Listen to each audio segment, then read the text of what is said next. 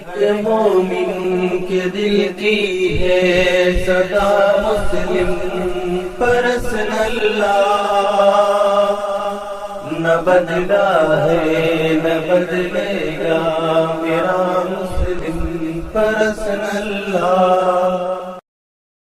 سب سے خوبصورت نظام اسلام کا دیا ہوا نظام ہے، اور اللہ سب سے بڑھ کر منصفانہ احکامات اتارنے والا ہے، لیکن یہ ایک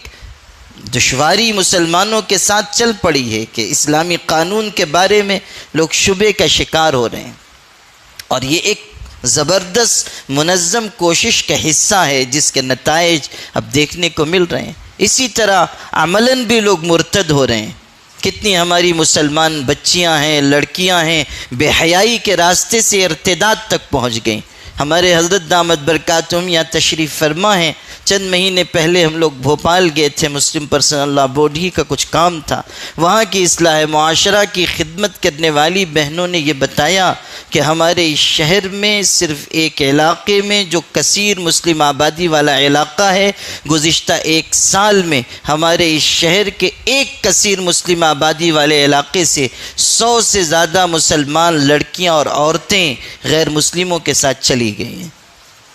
صرف لڑکیاں نہیں، عورتیں بھی، شوہر والیاں، بچے والیاں اپنے شوہر کو چھوڑ کر، اپنے بچوں کو چھوڑ کر چلی گئیں، اس سماج کا حصہ بن گئیں۔ ابھی 4 دن پہلے میں پونا میں تھا، اور وہاں 2 دنوں اسی موضوع پر پروگرام ہوئے، خواص میں بھی، علماء میں بھی، عام لوگوں میں بھی، خواتین میں بھی۔ ہزاروں کی تعداد میں خواتین کو جمع کیا گیا، اس لیے کہ ہماری ریاست میں سب سے زیادہ اس طرح کے واقعات پونا میں ہو رہے ہیں، اور وہاں ہر مہینے سرکاری ڈاٹا کے مطابق جو ویب سائٹ انہوں نے بنائی ہوئی ہے سرکار نے، اس کے مطابق ہر مہینے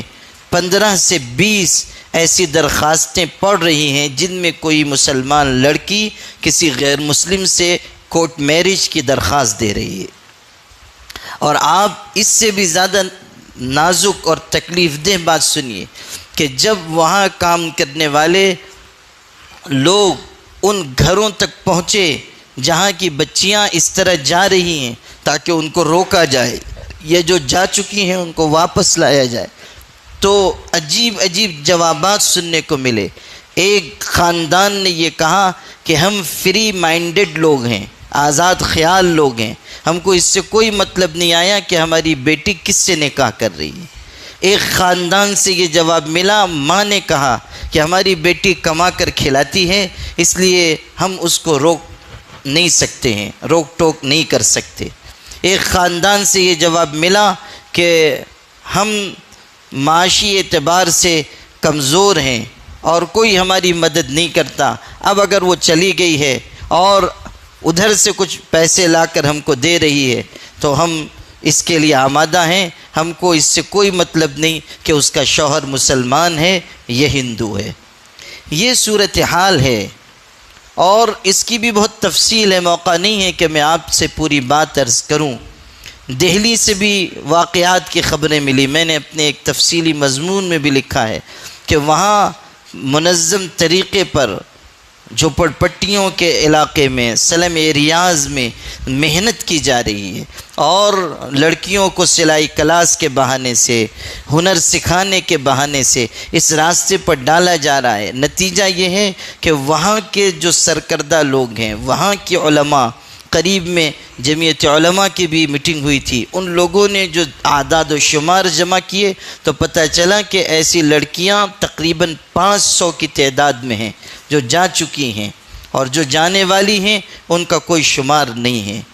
اس ریاست میں ویب سائٹ بنی ہوئی ہے جس پر ڈاٹا ڈالا جاتا ہے، پورے ملک میں کہیں ویب سائٹ نہیں ہے،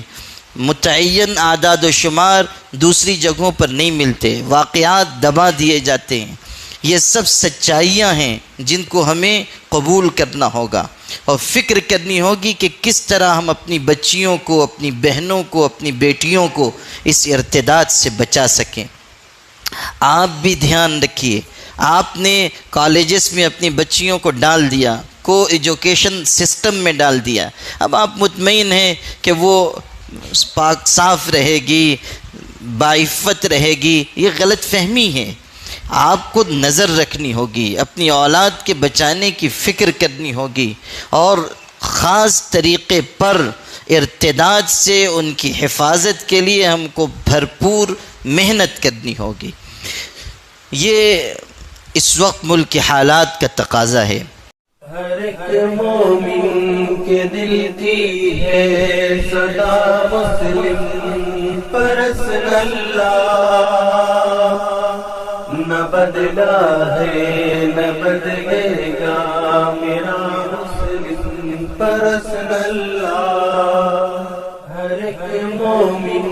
کے دل کی ہے صدا مسلم پرسن اللہ، نہ بدلا